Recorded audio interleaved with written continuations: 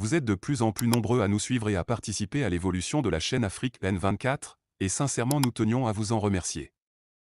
Nous lisons tous vos commentaires qui enrichissent le débat et vraiment nous vous demandons de nous soutenir, en aimant les vidéos pour une large diffusion, et pour continuer à avoir une ligne éditoriale indépendante, et vous proposer de nouvelles émissions toujours de plus en plus enrichissantes. Ne restons pas passifs, soyons actifs. Merci et à bientôt. Bonjour le Togo. Bonjour les amis. Les amis, beaucoup de questions sont tombées sur ma table. J'ai d'abord voulu répondre à cet ami que je ne connais pas, qui voudrait savoir quel livre faut-il lire pour être bon en géopolitique. À mon tour, je vous dirai, cher ami, que moi aussi, j'ai été déçu après avoir collectionné des livres sur la géopolitique. J'étais un gros lecteur de Pascal Boniface, avant de me rendre compte que Pascal Boniface faisait la géopolitique quand ça va à l'avantage de son pays. Comme pour vous dire, cher ami, que la géopolitique, c'est un mot, qui n'a aucun sens. D'ailleurs, mon professeur Spanta, un Afghan marié à une Allemande, qui m'a adopté à l'université d'Aix-la-Chapelle et qui était devenu pratiquement celui-là à qui je pouvais me confier. Parce qu'il avait les mêmes problèmes, ou mieux, il avait connu les mêmes problèmes que tout Africain sans bourse connaissait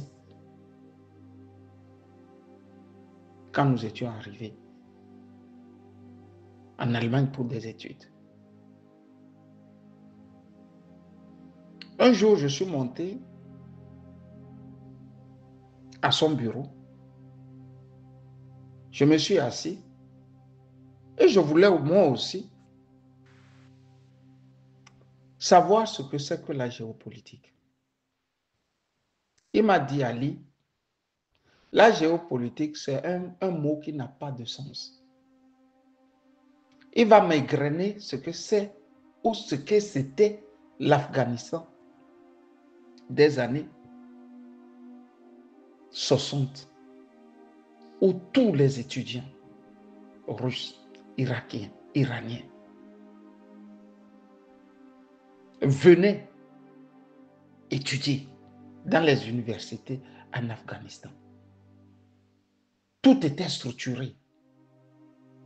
Le communisme avait pratiquement organisé tout en Afghanistan, comme les étudiants aussi africains pouvaient aller, qui à Moscou, qui à Kiev, qui à Saint-Pétersbourg, pour étudier. Les Russes avaient fait, selon mon professeur, de l'Afghanistan un coin où la renaissance devrait prendre forme. Le pays était structuré avec des écoles, avec des hôpitaux, avec des universités, grandeur nature. Mais très tôt, les Américains vont comprendre que si l'Afghanistan devenait un pilier du communisme, pratiquement le Moyen-Orient deviendra communiste. Ils vont commencer par mettre les roues, les bâtons dans les roues des dirigeants afghans. Et selon mon professeur, c'est le moment où ils appelaient la communauté internationale à venir. Elle n'est jamais arrivée. Et depuis ce temps, bien que lui-même, il soit devenu un professeur en relations internationales, en offre, il nous disait, c'est un mot qui n'a pas de sens. Vous faites la géopolitique pour votre pays. On ne fait pas la géopolitique pour un autre pays. Tu le fais pour ton pays, pour les avantages de ton pays. À partir de ce moment, on ne peut plus parler de la géopolitique. Les Samuel Huntington ont parlé des chocs de civilisation, des chocs de culture. Allez les lire. Il y a beaucoup de livres, mais qui ont été écrits par de grands hommes. Mais tous ces livres-là vous mènent à un point de départ. L'intérêt que le pays a. C'est ce que le géopolitologue aussi écrit. D'abord pour son pays. Il y a un seul livre, moi, qui m'a convaincu. Un seul livre sur la géopolitique qui m'a convaincu. Et moi, je me dis, c'est la mère de toutes, de tous les livres. C'est la mère. Quand tu le lis, il est gros, il est à près de 400-500 pages. Mais quand tu finis, tu as une idée désormais sur le monde, sur la terre. Et là, tu comprends que tout se passe d'abord au sein de l'Église catholique pour se disperser dans les grandes puissances. Il faut lire la Sainte Alliance d'Éric Fotorino. La Sainte Alliance. Si tu as lu le livre là, tu auras une idée, cher ami, de ce que tu voudrais apprendre. Mieux, le professeur Spanta m'a dit, la géopolitique, c'est ce que l'on fait dans le quartier. C'est ça qu'on appelle la géopolitique. Ta capacité à privilégier ton village, ton quartier, au détriment du village ou du quartier des autres. C'est la géopolitique. Tu viens à Kodjovia-Kopé, ta capacité d'arranger Kodjovia-Kopé au détriment de Bé fait de toi un géopoliticien. C'est ta capacité d'arranger ton environnement immédiat en prenant ce que tu peux prendre chez l'autre. Fait de toi un géopoliticien. Sur le temps. C'est les petites actions-là que nous faisons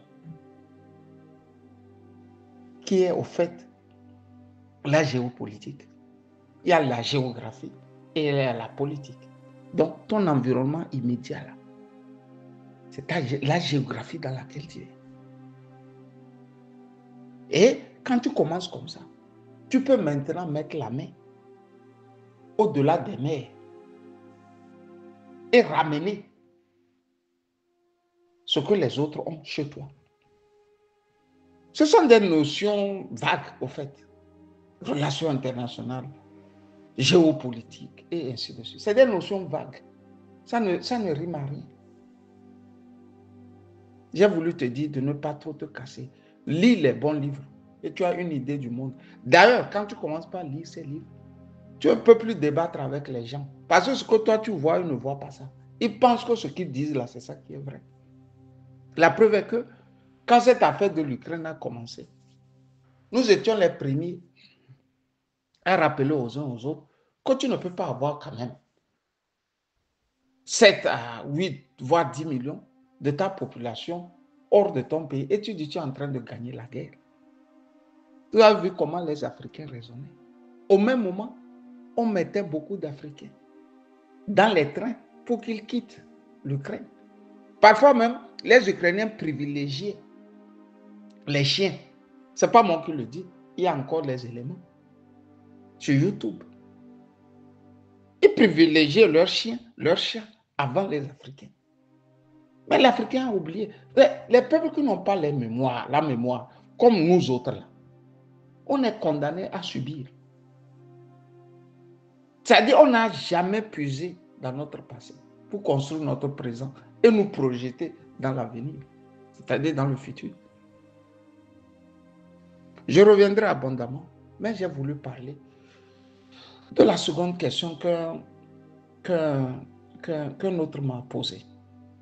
Il se demande si Faure a gagné.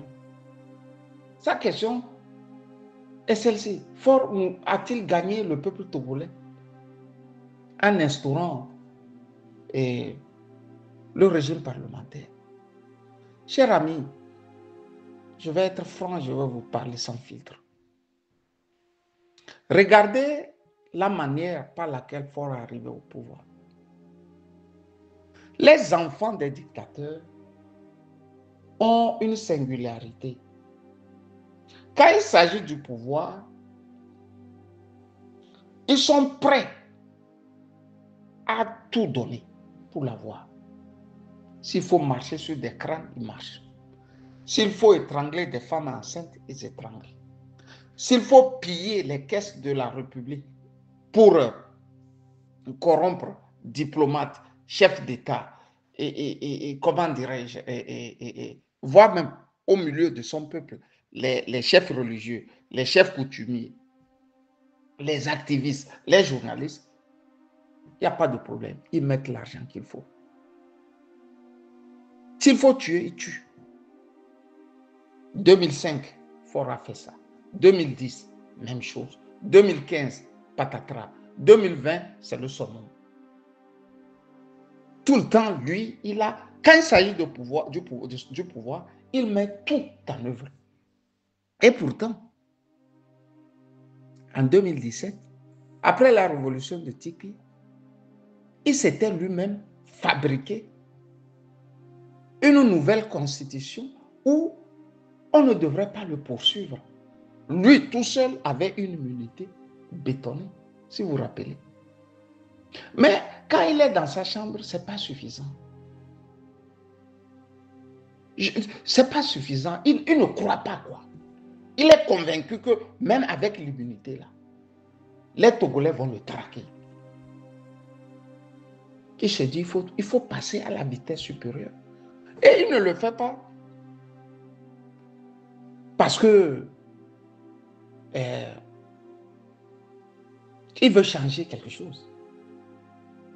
Il y a beaucoup d'intérêts qui rentrent en jeu. Il y a les intérêts de ces Occidentaux. Il y a les intérêts de son clan.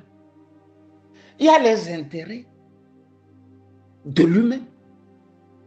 Si vous regardez très bien, les Occidentaux lui ont donné les passerelles pour faire ça.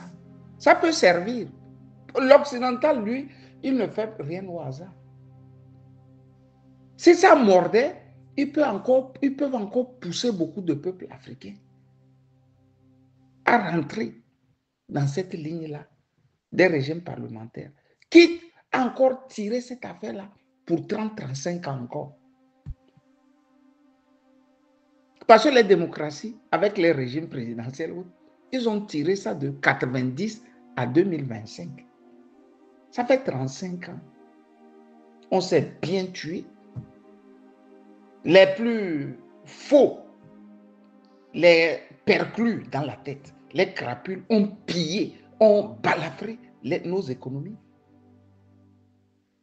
Et ce qu'on dit qu'ils sont des renards, eux sont devenus du coup des riches. Vous voyez au Togo comment les gens pensent, les intellectuels. Ils appellent un Bojona, par exemple, le renard. Parce qu'il a un quartier. Moi-même, en 2017, on m'a amené. Il y a à côté de chez lui, là, ce qu'ils appellent cave à vin. Non, j'ai tout vu au Togo. Hein. Cave à vin. On va, on s'assied. On nous amène le vin. Et je m'en rends compte que le vin qu'on nous a amené, 2 bouteilles, faisait 30 000, si je me rappelle très bien. Je ne veux pas dire le nom du vin pour ne pas gâcher la société qui fait ce vin. Mais ce vin, il est à 1,90 € ici. Aldi fait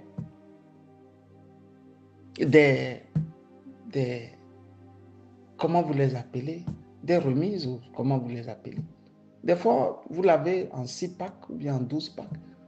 À 1,90 €, à tout casser, vous avez tout ça là à 5 €, je ne sais pas. Mais au Togo, ça devient le meilleur vin de la planète. Et puis, ils utilisent ça pour tromper la population et leur revendre ça très cher. Ce qui veut dire que un vin de 1 à 2 € ici, ce qui fait, je ne sais pas, 1500 à tout casser, est revendu au Togo à 15 000 la bouteille. À 15 000 la bouteille. Et ça, c'est une cave à vin. Je donnais cette parenthèse pour dire aux Togolais, ce n'est pas taille sur mesure de boire du vin. Buvez vos tchoukoutou. Ne vous laissez pas tricher 2 fois. Premièrement, par le colon et secondo, par vos propres frères, c'est-à-dire les néocolons. Je donnais cet exemple pour vous dire que j'étais assis là-bas et à côté dans ce qu'ils ont appelé cave à vin. Le Togo, c'est terrible. Cave à vin. Et on me montre, tu vois, toute cette bâtisse. Ça commence ici, ça se termine par là. C'est à Bodjona. Donc, quand ils ont fini de faire ça, de piller là où ils peuvent piller, d'escroquer là où ils peuvent escroquer, et de faire des bâtisses à perte de vue, l'intellectuel togolais devient si petit, au point qu'il ne sait plus affronter les crapules. Vous voyez d'où commence où commence notre malheur. Donc ça monte, ça monte, ça monte, ça monte. Et vous avez les Ninévi aussi qui s'invitent aussi à la table. Fin de course, il n'y a plus personne pour lutter. Et Faure Gnassingbé, lui, il peut s'emparer de tout. Je donne ce cheminement pour que vous ayez une idée de comment il fonctionne.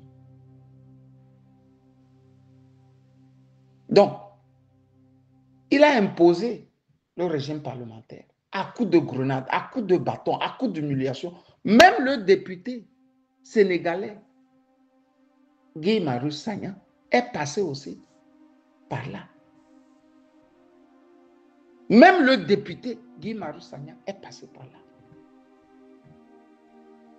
Vous voyez? Donc, il ne lésine sur aucun... Il ne lésine sur rien quand il s'agit de leur pouvoir. Maintenant qu'il a ce pouvoir, qu'est-ce qu'il va faire? Il ne va rien faire. Il ne va rien faire avec.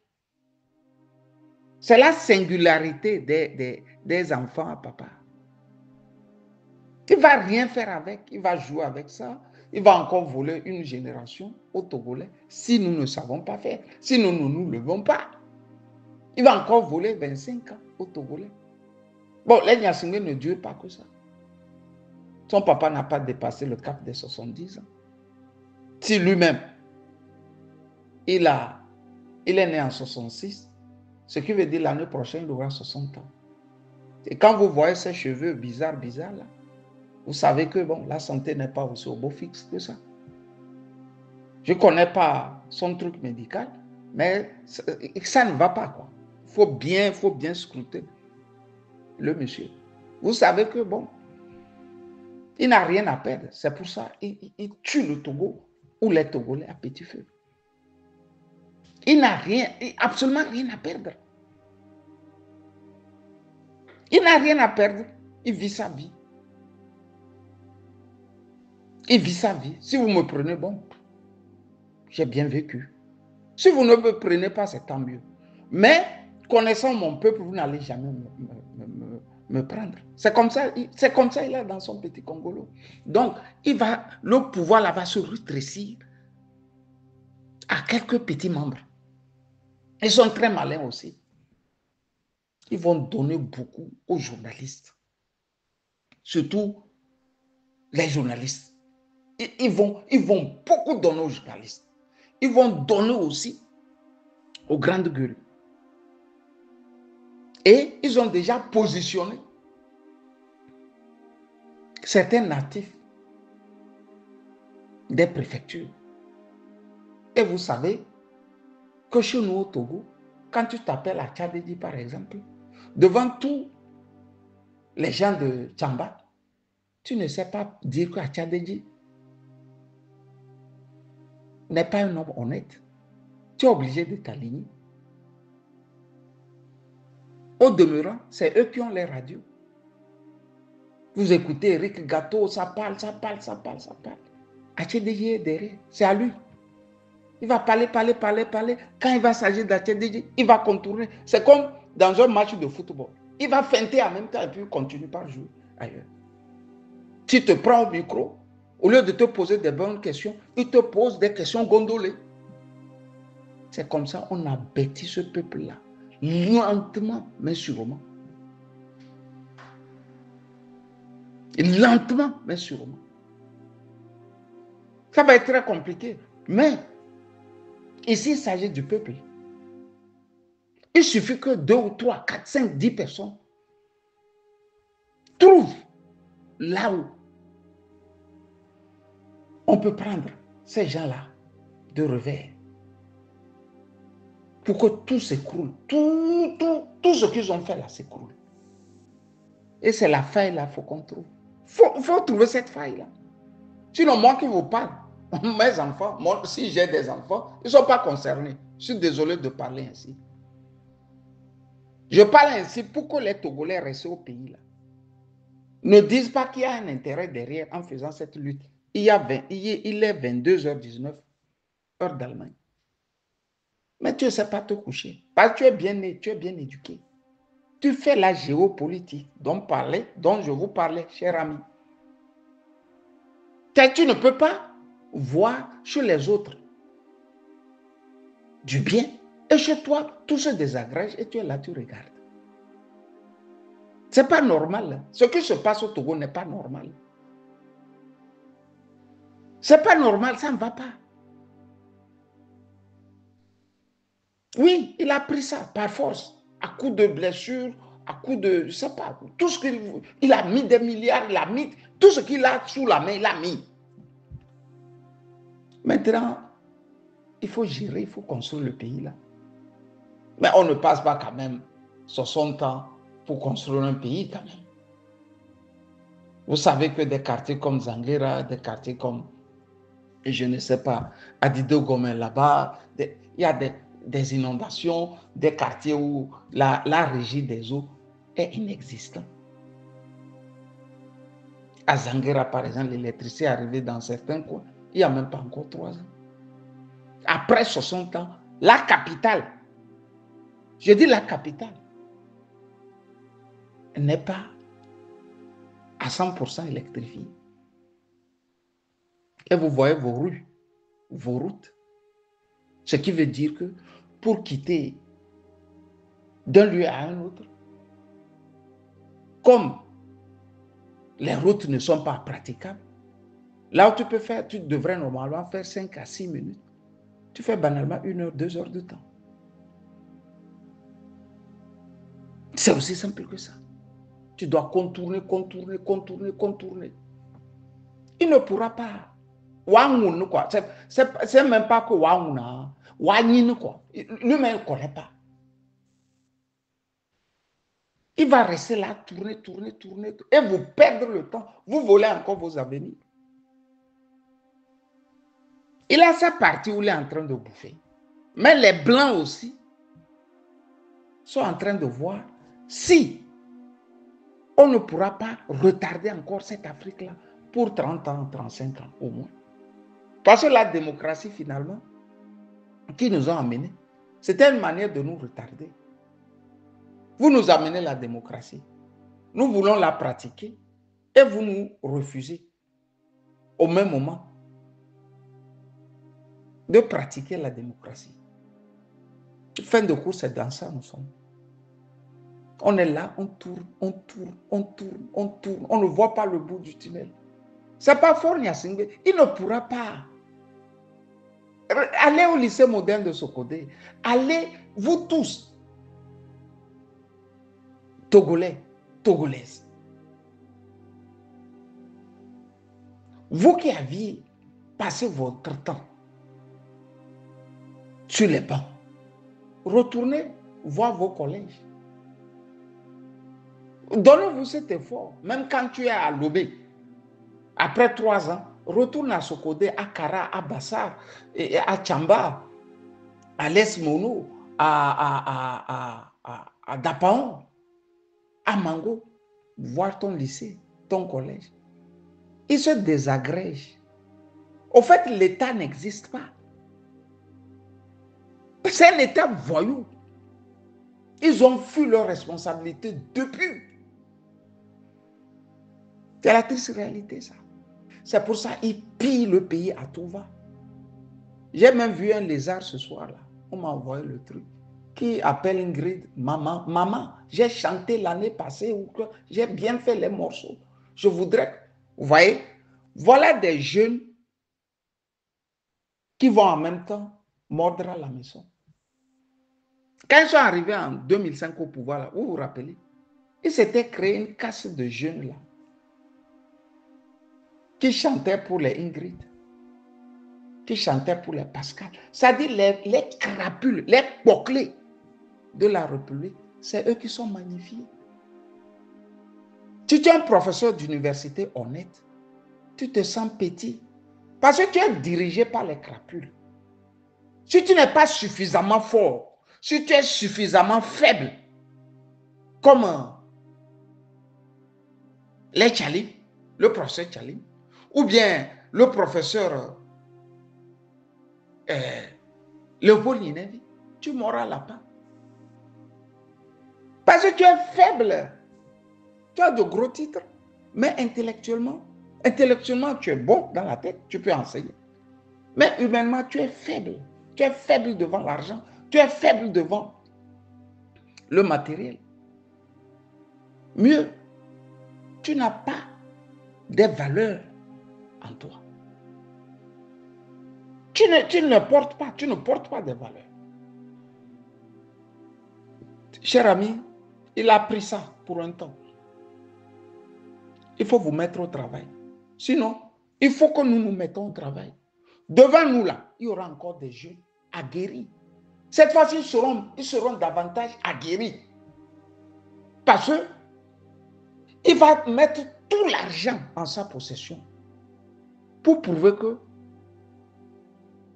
c'est le régime parlementaire qu'il fallait au peuple togolais. Donc, l'argent là, ils vont donner à certaines petites couches de la société et eux ils vont s'empiffrer, ils vont bouffer. Il y aura encore le règne des petites crapules dans chaque quartier. Sauf que le voyou lui-même, il est caché sous un manteau de président du conseil. C'est là-bas qu'il faut aller chercher le rat. Le rat, il faut aller le chercher au niveau du président du conseil. Parce qu'il a une vie là-bas illimitée. C'est-à-dire qu'il va vous diriger d'une manière illimitée. Ce que vous ne comprenez pas. Et ce que nous avions eu à vous dire. Il est en train de former sa fille à Londres. Les filles aussi de Gilbert Bauer, tout le monde étudie maintenant à Londres. Les barons, là, tous leurs enfants étudient à Londres. Donc, ils sont en train de préparer la relève. Quand on vous dit là, au lieu de venir nous aider, vous vous en prenez à nous. Moi, je ne sais plus quoi dire. Je ne fais pas ce que je fais là pour le peuple togolais. Je fais pour les valeurs que moi je porte. Et je vous ai toujours dit, quand un peuple a faim, il ne fait aucune révolution.